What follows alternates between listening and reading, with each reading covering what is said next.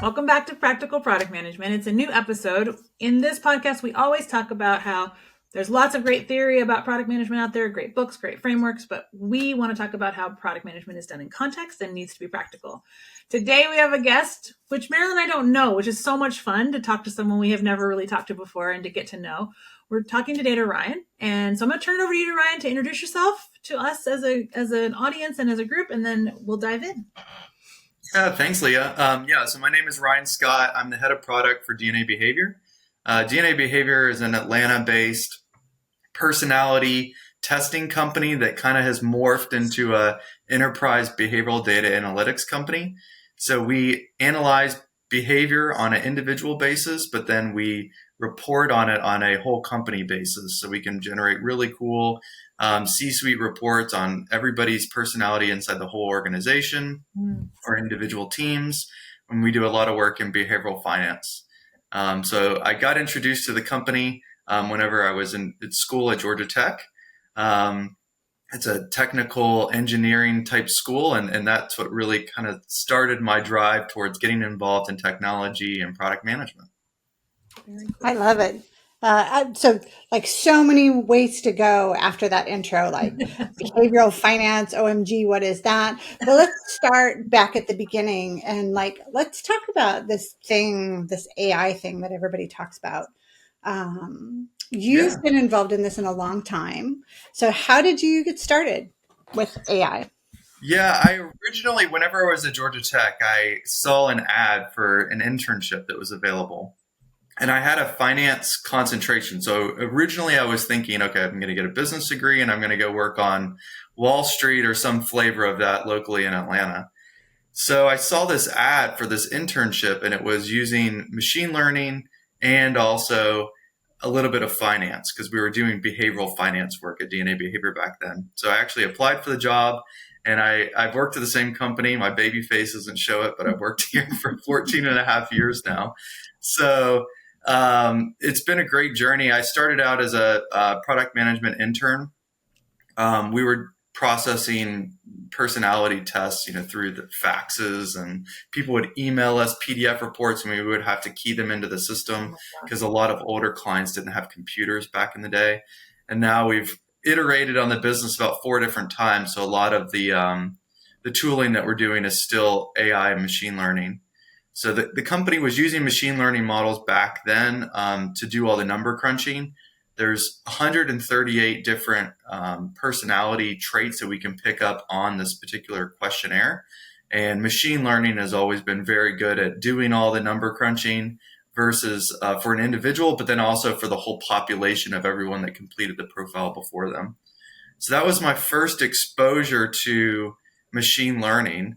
And I would have never guess that we'd have this AI age where everything is Gen AI, and that's the buzzword. We're using that quite a bit at DNA as well, so I hope we can talk a little bit more about that. Yeah, for sure. I feel like, just FYI, that you and Leah are going to be best friends after this conversation because you have such a cool shared history and so many shared experiences. Leah is a recovering accountant.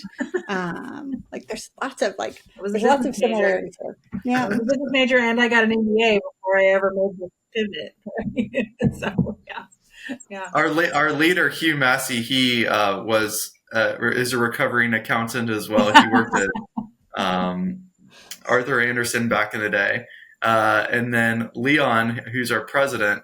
He also is a recovering accountant. He worked at Blockbuster and Cox Communications and led their accounting team. So the behavioral space is just kind of drawing us all to it, the human behavior space. Wow.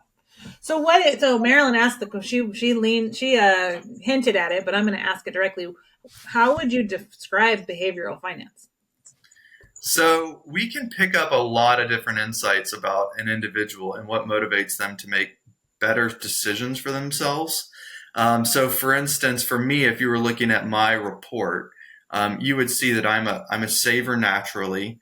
If I save a bunch of money and squirrel a bunch of money, I'm not going to want to spend it on my own experiences. So that's one of my little quirks that a financial advisor would work with me on, is making sure that I'm actually using the money that I've saved up. We also have some really cool insights. They're called behavioral biases. So things that are always going on or processing behind the scenes that are influencing your decisions. So one of mine is that I have a newness bias.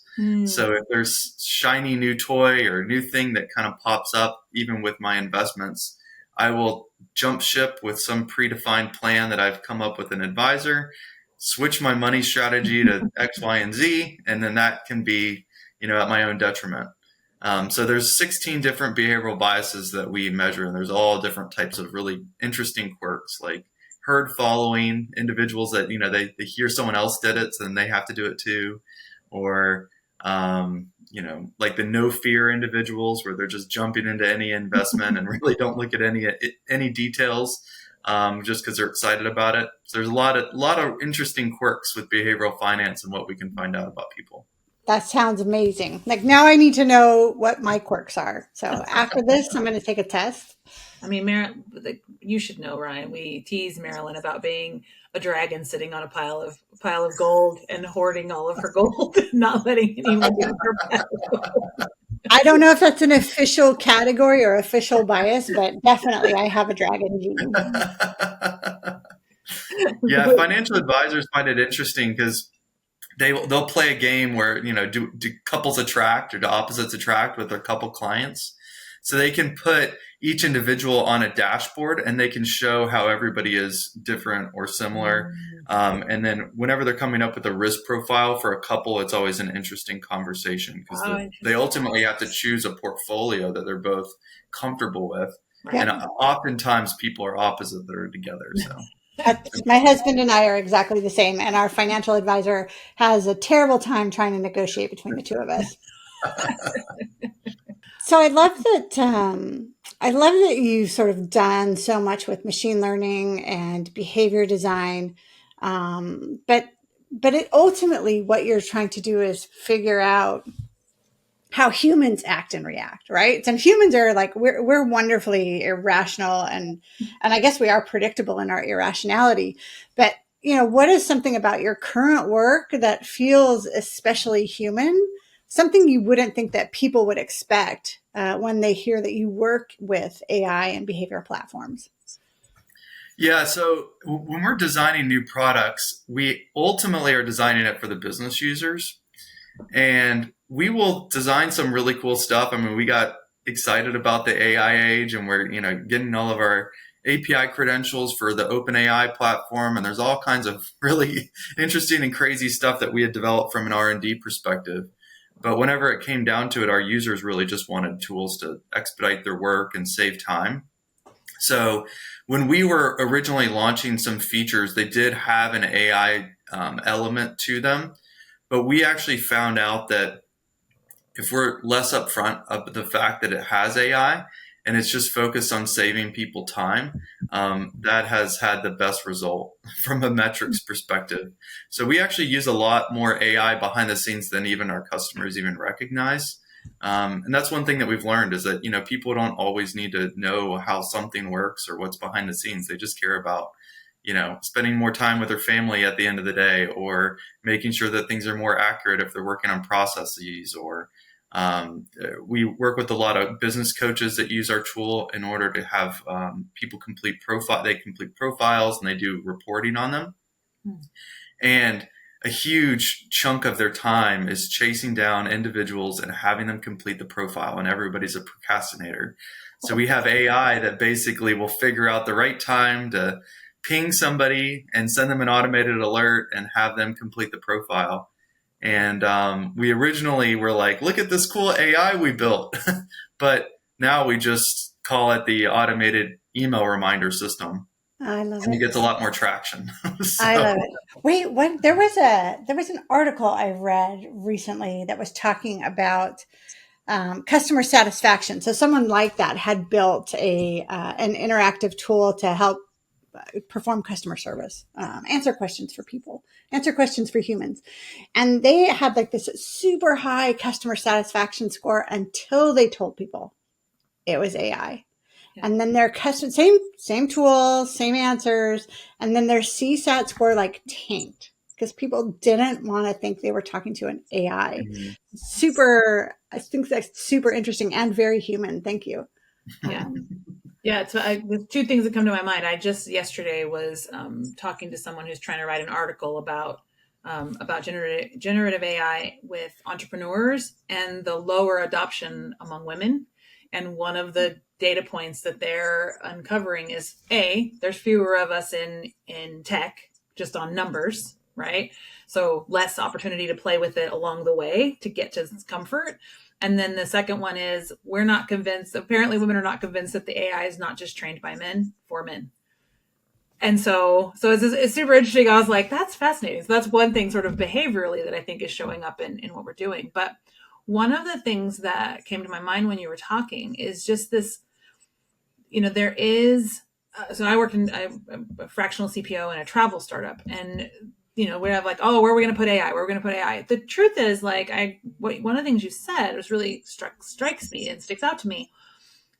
Our customers don't necessarily want AI to be who they're talking to. What we're doing is connecting them with a local expert. If we can use AI to create a soft experience before they actually talk to a human, I think they wouldn't care. But if we tell them, like, talk to this bot, they're going to be like, no, I'll just go somewhere else.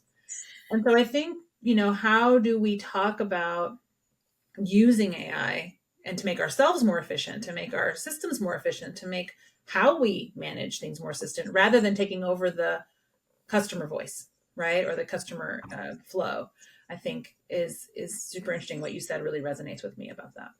Yeah, a lot of our work is around communication.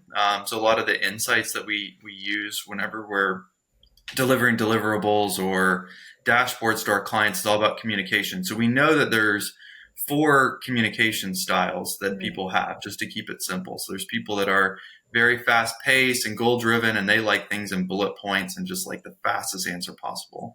And then there's other people that like to have fun and they like graphics, maybe a video to go along with it, or like a voice explanation because they really like talking on the phone and having that connection. There's other people that like a lot of assurances and they're a little bit nervous in order to make their first step. So the more padding around something and the more security that you can wrap around it, the better. And then the last one is my style, and that's information. So the more information, the better. Send a research report or more details, facts, figures, that kind of thing. So in our marketing, we got a lot of benefit by using our own insights and then sending people distinct messages that are unique to them. And then we're starting to also train our AI models to do this as well. So in about 2 months, whenever you're using one of our chat tools, they're going to be writing in your communication style. Okay. And our initial testing is that it's so much better engagement levels, because I think that gets into your point, Leah, about while there's some people that adopt AI faster than others, it's like all these AI bots, they write in like that take charge style where it's like very direct and almost kind of awkward if they're just completing a particular task. Right. So one of the things that I always do and show people to do if they want to start using Gen AI is that we can create a custom one for them so that all of their information that they're getting is written in their own writing style. Got it. So it's more colorful language, or if it's more, point blank or more facts and figures generated. And that seems to help with some of the adoption. I think it's pretty interesting. And I think so I did not expect this conversation to go here, and I'm thrilled about it. I think that for the people listening who typically are product managers at various levels throughout an organization, you guys have just touched on something that's really key. And I think something that we should sort of like really drive home as a message. As a product manager, you should be grounded on communicating to your customer about how your product solves their problems. And these tools and AI and all of these like cool things that people are coming up with really are, they're tools that help you serve your customers in ways that are more personalized. So I always call it like hyper personalized. The goal is to become more and more personalized over time. So let's talk a little bit about communication styles and how you start to identify populations and how you talk to them. So if you were new or newer and you wanted to give advice to a younger product management group. How would you tell them to start to approach this? Yeah, so I think one of the things that I've really learned is, it's around communication and writing user stories for a specific feature that needs to be built, is that user story is going to be read by, people in leadership eventually, or a developer, a QA. They're all going to have different communication styles likely. The QA person, if they're good, they're probably going to be very information style, and they're going to be wanting to find mistakes. The developer is going to be probably pretty fast paced. And then who knows what the leaders are going to be. So you need to write to all the different styles. And before, we would try to do that internally, but it was really hard. I mean, putting your brain into all these different users and trying to figure out how they would like to receive the information, it's a lot of work. But that's one of the tools that we use Gen AI for, and it's amazing, is we actually built a custom GPT that we use internally that writes all of our user stories for us. So it will create some graphics along and workflows and charts and visuals and wireframes to go along with the discussion. And that would be for someone that's more visual. It always has an executive summary at the top. So if someone's just going to read a few words anyways, you may as well put it at the top in bullet points. And then at the bottom, because the information style people are going to be reading the whole thing. So just put all of the details and nitty gritty details that is only pertinent to them at the bottom. So we trained an AI to do this, and our user stories have gotten a lot more useful to our team that's building, and our errors have gone down dramatically. So it's been interesting. I love that. And as a person that loves bullet points and hates all the details, like that'd be super helpful for me. Yeah. And we use a tool. I love AI tools and little apps that we can use. There's a tool called napkin.ai, and it is very, very good. I don't know if you guys have used it, but it's very good for visuals. So if you want to try something that would generate a flow chart for you that is really interesting. It will come up with some very out of the box ways of displaying information and almost like an infograph, but it just does it in an instant. It's really cool. Oh, wow. I'll have to try that. I have a task that I need to do that I'm like, I don't want to draw this myself. Like I would just, I know what it looks like in my brain, but it's going to be so hard for me to make sense of it. So I'm like, that's a good tip, because you know how like today, if you go to ChatGPT or Claude and ask it to do diagrams or anything, it sometimes like don't change anything but this line, and then it rewrites the whole thing. You're like, no, right? Yeah, and then suddenly there's a new person in there, and they're in a different office. Yeah, it's like, messy. This napkin tool is cool. It's like it originated. The product managers are probably very concrete because they're just like, we want this to be like if you're writing a drawing on a napkin.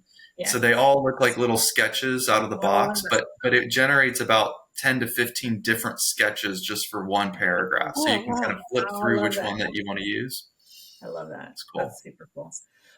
Yeah, I love that. It's funny because literally Marilyn and I, about a year ago, we started this podcast about a little over a year ago. And one of the early recordings was about AI and what we thought AI would do. And one of the things we both said is we never need to write another user story as long as we live.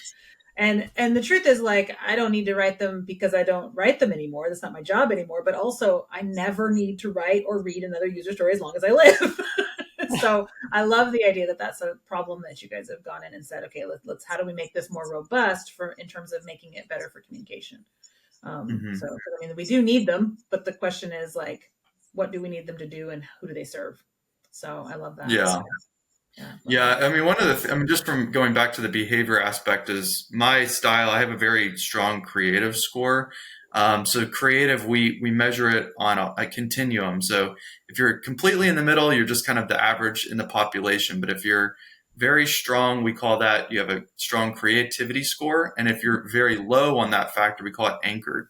So if someone is anchored, they're going to be more experience based. So they're going to be very good at just following the procedure, the SOP that, the product leader has already set. But someone like me, I like to reinvent the wheel every time that I do something, or I get very bored. So if I'm told to write a user story, it could be one way, week 1, and then week 7, it's going to be completely different and it's going to be all improved. But then the person that's reading it is going to get frustrated because they're reading it in different ways and whatnot. So the AI bot that we created for this, it really helps streamline it all. So. I'm going to guess that I'm more like you than anchored. And anybody that has worked with me in the past that has read one of my monthly business updates, after a while, they just give up on formatting because every month I'm trying to tell a different story. And so the formatting changed. So for like the first 3, 4, 5, 10 times we review a document of me telling them what's going on, people get really wrapped around the axle about format. I'm like, your format changed. And it's like, well, I don't really care about the format. I'm trying to tell you the story. You're like, it's about the content, people. Right. Exactly right. Exactly right. So one of the things, sorry, did you? No, go ahead, Leah. Go ahead. I was going to say, one of the things that really struck me about your profile is it's very clear that you're very much a people first leader. You care about the team. You care about how people interact with each other and culture and all of those things. How do you strike this balance of like figuring out how to use Gen AI and use more and more AI to, make the team more efficient while still really being human first in terms of how you operate within your team? Yeah, that's a really good question. I think it kind of probably comes back to my more detailed nature and my information style. Mm-hmm. So I've set up little dashboards and metrics for every aspect of all of our product management. So you can see, how quickly we're developing features, how many bugs, all the different elements that we want to track. And we make it a group issue rather than an individual issue. So we have a lot of team meetings where all the metrics are in the forefront for everybody. So if one person's kind of lagging, everybody feels like it's a team problem rather than an individual problem. And that seems to really help. We also are very, very careful about who we add to the team. So we make sure it doesn't shake up the team dynamic. So we use a lot of the scenario tools that we have inside of our own application in order to see, okay, we need to bring in a new QA. We can scenario plan that with a team report tool that we have internally inside of our app and figure out, okay, if we bring in a QA that's a little bit more of a driver, who is that potentially going to upset in the team and whose work are they going to be reviewing, things like that. I love that. I love what's funny about you saying that is I think that that's what I do when I build teams that's how I approach it. I'm putting a puzzle together. So it's interesting. I'm like, oh, that skill I acquired for 20 years is now something that can be done without me. Right. So. Well, or you just learn how to do it intuitively. So it's, it's like a lot of, I would say our biggest competitor is people just doing things based on intuition. Right. Advisors just working with a client that they meet on the street. They don't really know who they are whenever they first meet. If they had our insights, they would. But we just help them realize the little quirks of individuals quicker and help them adapt.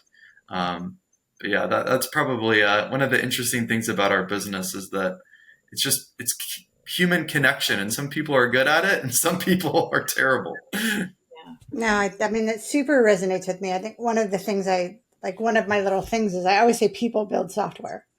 And that the interconnectivity of the team, like Leah said, is just so critical because you get something going on that's not building trust and building psychological safety, and it will derail your entire platform. Yeah. It delays timelines. It gives you features that don't that you can't commit to or can't iterate on. So let's take that back and let's say that I'm a product leader. Or a product manager, and I'm struggling within a team to understand how to relate to someone, or if my team is healthy, what are the tools that you would suggest someone looking at in that case to sort of figure out how to get the team together? Yeah, it's always interesting if you just do an after action review when something doesn't work the way that you're expecting, and then just go step by step to figure out, okay, where was the breakdown? And almost all of the breakdowns are going to be communication related. Harvard did a whole study. There's 87% of business conflict is all based on poor communication in a team. And we see that time and time again. So just understanding in these reviews that we're doing, post-mortem or after action reviews, whatever you call them, figure out where do things not work out right. It's probably going to be communication oriented, and then figure out, is this something that, you could have done better, or someone else could have changed their communication to you, and then just using a tool in order to kind of bridge the gap, whether it's ours or any of the other ones that are on the market. Yeah, I feel like the answer usually is always humans, right? We're using technology more and more to augment humans or to influence humans, but at the end of the day, we really are talking about human behavior, Mm-hmm. whether it's as part of the build process or part of the relationship process. I've even worked in places where you got a full personality workup, like you're talking about. Everybody gets their own, right? You get your own 20-page deck, and you can share it or not. But people were feeding this into ChatGPT and asking about communication conflicts. Like, I had this problem with this person in a meeting. Help me understand how some of my biases. And it's interesting because in a lot of cases, it'll help you understand. But we're still not to the point where you can actually like use it as an executive coach yet, quite, I think. But I don't know. I Maybe hope maybe not, we're because I getting have a job. Yeah, we find it super helpful for especially like offshore staff. It's like whenever you add, communication issues in general, which everybody has, but then you're also bringing in a different cultural aspect, yes. where there's a different, power distance ratio, or just a different way of addressing communication and issues that you find. That's where some of the biggest issues I think are arising. Is if your company uses offshore development, they are going to be seeing stuff, and oftentimes, depending on just what culture they're from, it may be very difficult for them to raise an issue or defect or any kind of problem. So a tool that's objective in everybody's communication can really help with those types of teams. Yeah, Yeah. I've actually experienced where, I had to throw people from three different geographies into a single room on neutral territory to have conversations between the teams. And some of the biggest breakthroughs were about words. Yeah. So when you have like a US based team and a team based in Spain, but in one of the Catalan regions, and a team in Shanghai, sometimes the word help has a very different meaning and actually elicits almost a visceral response from people. Like, for instance, like the people in Spain didn't want help. Like, they were independent. It's been part of their heritage. Like, they don't need help. That word actually offends them. Whereas in China, it was an honor for them to be asked for help. It meant you trust them. And so, like, just putting people in a room and helping them work out, like, we all want the same thing. Hmm. The words you're finding offensive are actually an honor. And yet, like, so can we just sort of have empathy and understand each other? I do Yeah, think that. that's a really good point. The word I've learned is the word doubt. I don't know if you guys have heard this, but especially with Indian developers, it's if they find a problem with something, and they're thinking that they've a very critical issue that they're raising, they would say, "I have a doubt," and I didn't realize Right. what that was. So we don't really use that word very much at all in American English. So I just felt like that was just kind of odd, and I was thinking, okay, are they like, they think I made a mistake? It almost kind of feels like that, but it's really like, okay, this is like a fundamental flaw in the in the application that we need to drop tools and figure out exactly what's going on. Yeah, it's more serious than we think. That's like Yeah. so having now lived in Europe for the last almost 8 years, and when I lived in Germany, you really kind of don't ever say you're ambitious, because that's not cool. Like, you're kind of a jerk, right? And so I was like, we're a really ambitious team, and my team was like, bristle, bristle, bristle. And I was like, we are some other sort of team besides ambitious. Hold on while I figure out what other word to use. So yeah, it matters. But one of the things you just said that I think is really fascinating is or talking about this kind of bringing people together. I give an assessment sometimes when I'm doing coaching, or certainly with founders, et cetera. And I one time had a group of founders where we uncovered that none of them have really sort of this entrepreneurial idea generation. Like there was a team of founders and none of them were really idea creators.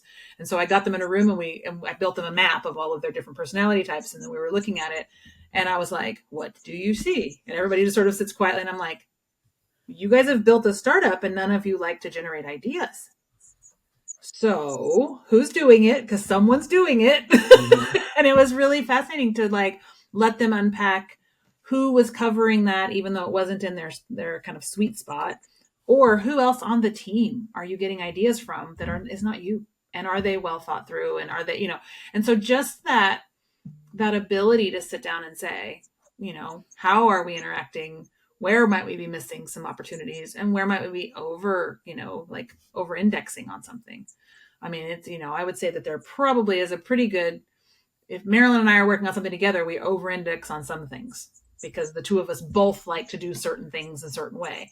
And then there are other places where we're both like, don't care about that. And if we neither one care about it, it's going to fall apart, right? So, you know, we've had to, excuse me, he's never come to a podcast before, by the way. It's the first time. It might be you, Ryan, but he's always stayed away. And now I want to be in this podcast.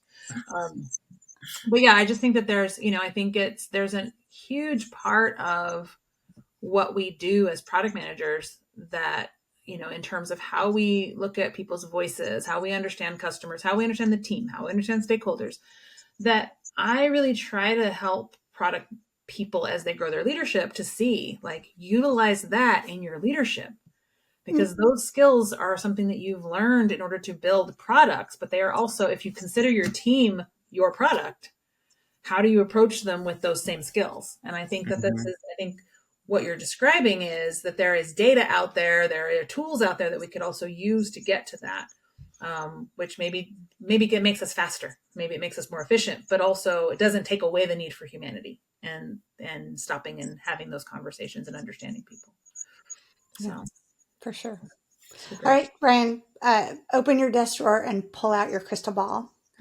I'm gonna ask you some projection questions, and you don't have to be right, because we're not going to come back and fact check this later. And maybe we should. Yeah, nobody fact check Ryan, please. Let's look forward. Like you kind of have the experience that I always sort of like look for and rant about is you've done stuff with AI. You've made a difference to a business and a team. Where do you think this goes in the next 5 years? And how do you think either internal teams or people will use behavioral AI to interact with each other and other humans? Yeah, it's really interesting. I think that just AI in general, I'm seeing that there's companies that are really easy at adopting it. And then the bigger companies in particular are terrible, it seems. Yeah. It's like, and if you, from a human behavior perspective, we know that there's only about 30% of people in a company that can adopt new technology and are really the early adopters. So we're seeing that a lot of companies, if they can corral the people that are the early adopters and kind of move them away from the clunky legacy stuff and then allow them to work on things almost in an innovation hub, that is the only way that some of these bigger companies are able to move the needle with the AI adoption. And I think that probably just needs to happen more and more. I mean, there's some large insurance and financial services companies that are doing this. And I think that the ones that aren't, they are in huge risk. Yeah, they're going to get left behind. 30%. Is that that's a real number? 30% of the people are able to, so like having worked in technology for a long time, like I viscerally feel that, like, because some places it's like trying to drag a boulder wrapped in barbed wire uphill with your bare hands. Like it's awful. Yeah. And then there's other places, one of my most recent companies that I worked with where like, because it was a mandate, everybody has to use it. Everybody must disrupt themselves. Like we had this sort of whole program around how do you make your own job easier? It's not going to replace you. And Leah and I talk about this a lot too. Like this whole, like, I'm going to bring in AI and like lay off 40% of my staff. I think that's really irresponsible. I think it doesn't, I think it's like buying into headlines, and it's not actually like being practical with with technology. I think it's stupid. Let's just call it stupid. But other companies that I've worked at, like in our medical organizations, like these are the doctors and people that talk about vaccines and viral impact and all sorts of lovely science. And we had 100% adoption of people using our tools every single month. And in fact, some of the earliest products came out of like our compliance teams, and they were using the tools to get rid of the parts of their job that they didn't like. So like monitoring inboxes and listening to their work. They love it. Yeah. So 30% feels right, but like I would just say those numbers hold in organizational development. Like when you look at, organizational behaviors and transformation, it's about 30% early adopters, about 15 to 20 that are just straight detractors, man. They will stand in your way. And then the bulk is just everybody who's like, I guess, and they're just sort of with you. They'll go with you, and they're not necessarily detracting, but they're not going to jump in if you don't tell them to. And so you need, to your point, Ryan, I think from my perspective, when I think about change management, I want to harness the 30 and get some wins, and then get everybody else sort of excited about what's happening. And then the detractors, they either need to get on board or go, right? Like that's always sort of it's harsh, but that's how I always feel about it. But that's, even just in organizational behavior and organizational leadership, that's those numbers hold. And I think that, I think I've seen that play out. I usually go looking for the people who are on my side, and then I'm like, I'm going to make you an ambassador, right? That's right. All the other people. And I think it's difficult. A lot of companies, if they're building some new initiative, people that are very career motivated, they want to be a part of it. So they need to have some sort of objective way of choosing people that would be a part of the innovation. So I think that's where a lot of companies see where we're fitting in, is we're an objective scientific way of just helping you handpick the people that are, these are the people that you want to be in your innovation hub. They get to be a part of it, and they need to build something that is, to your point, Leah, you were saying that you need to build something that's, not just Gen 1. It needs to be like 1.3 or 4 in order for other people to see that this is exciting and can actually work. Otherwise, they're just going to poo-poo on the idea and, grind the gears every single step of the way. So getting people to move outside of the regular day-to-day, help them iterate a little bit, use it, seems to be that's the future. Yeah. So having spent time in large companies, I love the idea of the innovation hub.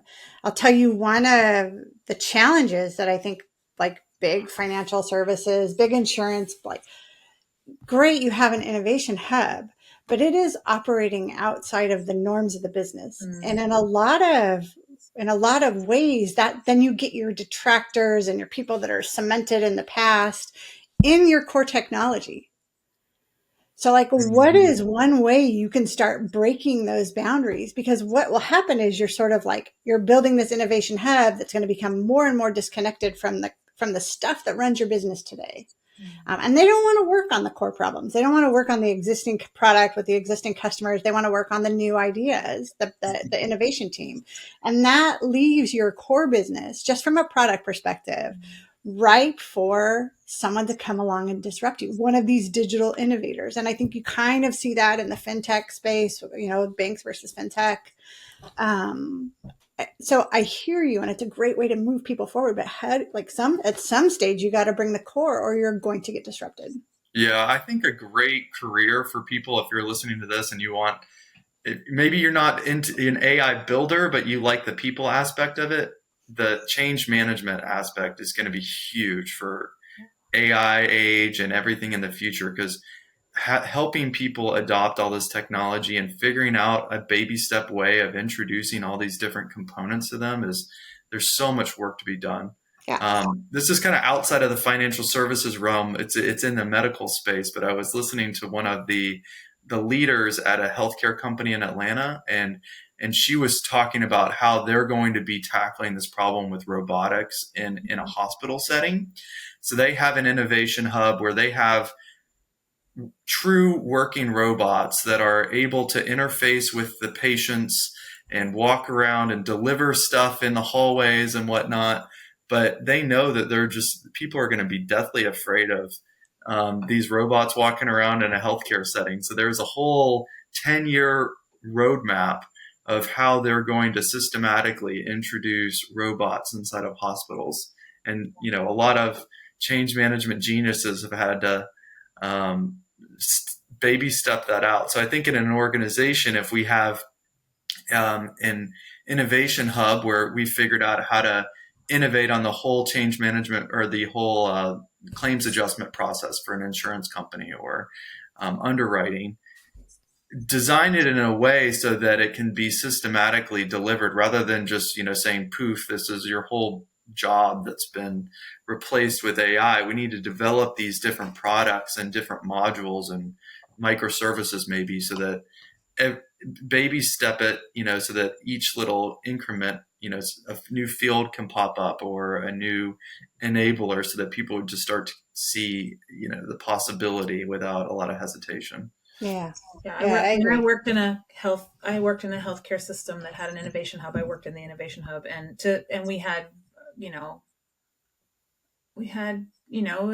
different things were successful, some things were not. And what was successful tended to hinge, to your point, Marilyn, and to what you're saying, Ryan, on who you can get to engage, right? Because if you can't bring the doctors, you're done, right? Yep. Good luck. They will go around you. They will find another solution, or in the hospital, like using that robotics example, in a hospital system, one of the biggest problems in most hospitals is actually internet connectivity. And if you need the internet to run the robot will not run because there's corners of hospitals that don't have good internet because of the equipment. And I built telemedicine platforms, and the telehealth machines often were, when you needed to trot it out for a stroke consult, they were dead because someone had just pushed it in a closet and not plugged it back in. Oh no. And so it'd be like, all the machines are down, right? So you had to have these analytics so I think there is something to be said for like the change management process. To your point, Ryan, the change management process is huge, and making sure that there are people who understand psychology of human behavior. Yes. Right. And how to drive that psychology in a direction. And for God's sakes, it cannot be another framework like SAFe, which is just the same old shit repackaged in Agile. Because every big company, like they think they're Agile because they've adopted SAFe, and it just makes me want to gouge my own eyeballs out. Right. Awesome. Well, how about we lightning round? Are we ready? Cool. Okay. All right. So, first question. You told us about, napkin AI, but do you have another favorite AI tool that you're like, oh, this is one that I like to play with or like to use? Yeah, there's two answers for that. One is the SaneBox is this inbox tool that I use it's like an inbox personal assistant. Okay. It's insane. So every inbound email that you get, it organizes it. It knows what content is in the email, and it puts it into the right folder. If you don't need to see that email at that particular moment, it doesn't go directly to your inbox. You never hear that little chime that drives me crazy. So that's my favorite work tool. I would say Perplexity is my favorite AI tool for doing research. I'm not even reading that much, on like books or white papers or things like that, because if you can just ask a question to Perplexity and it spits out such a comprehensive answer and then gives you the additional collateral that you can click on to learn more about something. Yeah. I feel like my pace of learning is up dramatically with that tool. It's amazing. Yeah. Marilyn, do you have one? I think the one that it's not really a tool, right? I will tell you it is TLDR. So just how to keep up with the volume of information and all of the things happening and figure out what's relevant and what I want to read or not. So the TLDR newsletters I subscribe to, and I just get 2 or 3 in the morning. I can scan through them really quick. I can rabbit hole where I want to. But right now I'm finding just understanding what's happening in the universe of all things to be one of my biggest challenges. And so that helps me sort of at least keep abreast of the breadth of stuff that's happening. Yeah, for sure. I would tend to agree that I like Perplexity for gathering information. I think that's we said that was our style. I agree with you. That's sort of my style. I want I want lots of information because then I want to be the one that puts the bullets together, right? Mhm. So that's for me kind of critical. And then so I think that's the big one I think that I use a lot. It's super funny. Like I don't know if this is true globally or not, but ChatGPT's had problems all day long. It's been up and down all day. And so at work, everybody was like, "What do we do when this happens?" I'm like, "You get a subscription to Claude." You have to write stuff by hand. Right? On a keyboard. Like, first of all, maybe you have to think for yourself for the day. You'll be all right, right? But it was like it's been struggling today, and it's been really fun to watch everybody like, "What do we do?" And I'm like, "Calm down, calm down." First, step one, calm down. Okay. Second question. So you have worked in the same place for a long time. So this may be a tricky question to ask you, but if you could, do you have like, if you, not that you don't love where you're at and that you're not going to go anywhere, but if you were like, I dream of working in this place, do you have a place that you dream about working at? Yeah, for me, I love wealth management. I think it's very interesting. Wealth management, the insurance aspects. I feel like that there's so much work that can be done to innovate those particular areas, and the company would have to have a really, really strong innovation drive. So I am not at all interested in working in some, legacy huge company where I'll get lost and they don't care about innovation and tech. And you can kind of tell, I don't know about you guys, but if you just see the kind of computer that people have at a company, whenever you're kind of looking around, you can totally tell if they are innovative or not just from that. Yeah, when I walk in a room and I'm the only one with a Mac, I'm always like, okay. Yeah, that's one aspect of it. I'm a PC guy, but I am very, very picky in my PCs that I choose. So like my current one it looks like a Mac. If you were to see it, you would think it was a Mac. Yeah. So it has that same, glass trackpad that the Macs have that I love, and it's very slick. So, Marilyn, do you have a dream company? Oh boy. I don't know. I don't have a company. Leah, Ryan, I chase problems. And that's probably why I've ended up in some of these legacy companies with like huge, like mainframes. Because the problem of shifting a company like that forward is huge. Yeah. And I think the potential benefit is massive. And I like big problems. I prefer problems that are human based, right? Like build the team. Yeah. Some of my favorite things are taking teams that haven't delivered anything in 3 years. And then within 6 months getting release 1, and within 12 months getting 5 more releases out, and within the next 24 getting regular release cycles out with like visible product and business outcomes moving. That's my jam. Yeah. You should work for the federal government. I need you. People need to get stuff done. Yeah, but they all need to listen to me. That's like exactly. That's I have to be in charge, and you have to listen to me. That's the problem. I guess I don't have a dream place. I went to work for one of my dream companies and quit almost immediately. So it wasn't a great fit. But I think when I think about it now, like I love what I do. I love that I can coach part-time and be a CPO part-time. That's for me, that's a nice fit. I think the only thing, I'm going to say this and then that's going to bite me in the ass because they're going to fact check me later. I think the only thing I would go back to full time that I'm like curious about, but might be terrible at, is being the post-founder CEO of a startup. Like founders are ready to exit or be on the board or something. They need someone to come lead. I love the idea of that challenge. So that's probably the only thing I would do full time again, I think. Now I've said that out loud. Now I'm like, oh, I know. I said it out loud. Now let us know. I'm nervous that I said it out loud. I don't usually tell anybody. So, Ryan, we'll give you one more lightning round. We won't answer this one because we've answered it plenty of times. But if you were going to give advice to a young product manager, what's the best piece of advice you would give them? Yeah, I would say just ask really good questions to the people around you. So I would say learn how to ask really powerful questions that are not just your everyday question of like, why'd you do that? Or what are you thinking about this?